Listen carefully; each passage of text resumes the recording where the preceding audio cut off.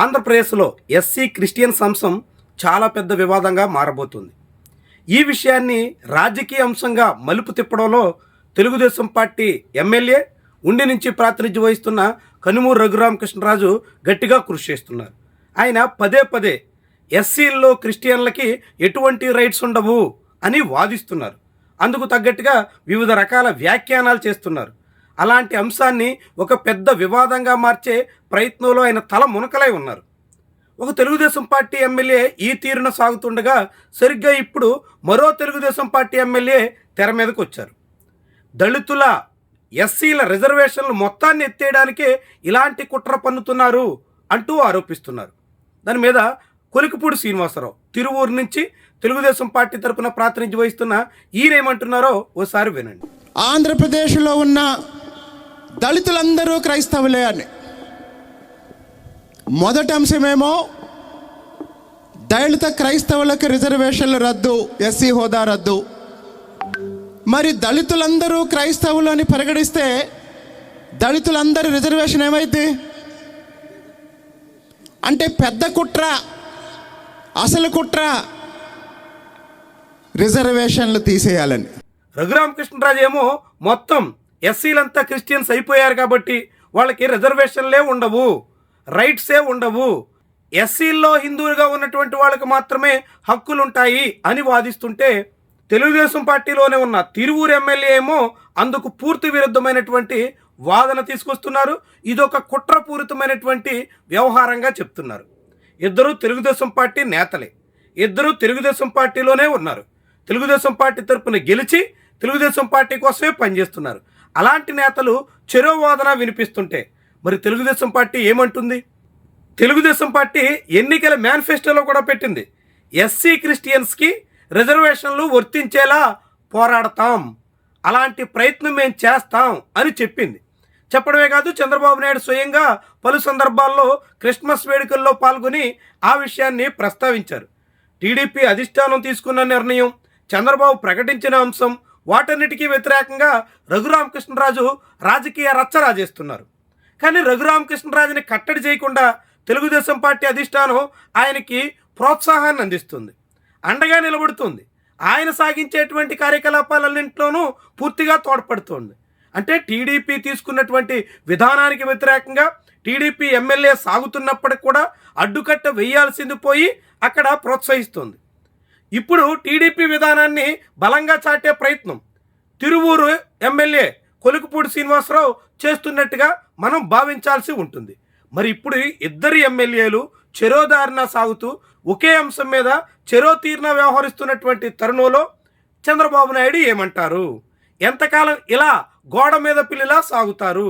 TDP విధానాన్ని ప్రస్ఫుటంగా ప్రకటించాలి కదా, విధానానికి వ్యతిరేకంగా సాగుతున్నటువంటి వాళ్ళని కట్టడి చేయాలి కదా.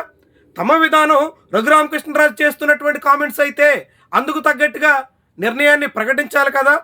కాదు ముందుగా చెప్పినట్టుగానే ఇప్పుడు కొలికిపూడి వాదిస్తున్నట్టుగానే తాము ఎస్సీ క్రిస్టియన్ల పక్షాన ఉన్నాం అని అంటే ఆ మాట అయినా చెప్పాలి కదా.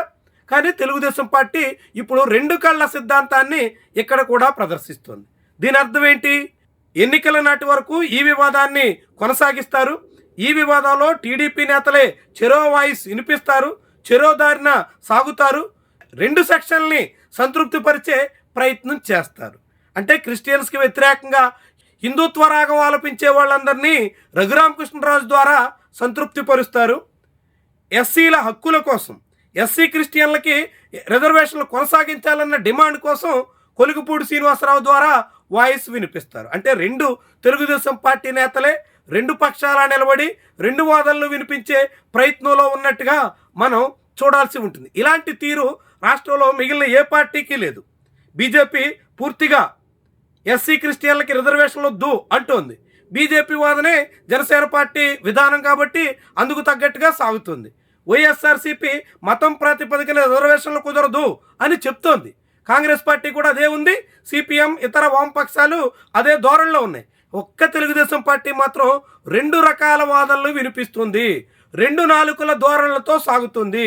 తద్వారా ఇరు పక్షాల్ని సంతృప్తిపరచడం ద్వారా తన రాజకీయ ప్రయోజనాలే లక్ష్యంగా సాగుతుంది తప్ప ఈ వివాదం రాజుకుంటుందని, అది అనవసరపు చిచ్చుకు కారణమవుతుందని, స్పష్టత లేకుండా సాగడం వల్ల అనేక సమస్యలు వస్తాయని టీడీపీ నాయకత్వం భావించట్లేదు. అంటే ఎంత అవకాశవాద వైఖరితో చంద్రబాబు ఉన్నారో, ఎలా రాష్ట్రంలో కొత్త తెంపులు, కొత్త వివాదాలు, కొత్త కలహాలు సృష్టించడానికి కారకులవుతున్నారో ఈ ఉదాహరణ మనకి చాటుతోంది. నిజంగా చంద్రబాబు నాయుడు గతంలో తానే చెప్పినటువంటి విధానాన్ని కట్టుబడితే రఘురామకృష్ణరాజుని కట్టడి చేసి ఆయన నోరు మూయించాలి, కాదంటే ఆయన్ని పార్టీ నుంచి బయటికి పంపించాలి. అది చేయకుండా రఘురామకృష్ణరాజు ఎంత స్వేచ్ఛగా టీడీపీ విధానాలకి వ్యతిరేకంగా మాట్లాడినా ఏమీ అనకుండా సహిస్తారు. తెలుగుదేశం పార్టీ విధానాలకు తగ్గట్టుగా కొలుకుపూడి శ్రీనివాసరావు అంతకన్నా బలంగా ఎస్సీ క్రిస్టియన్ తరపున వాదిస్తుంటే దీన్ని సహిస్తారు.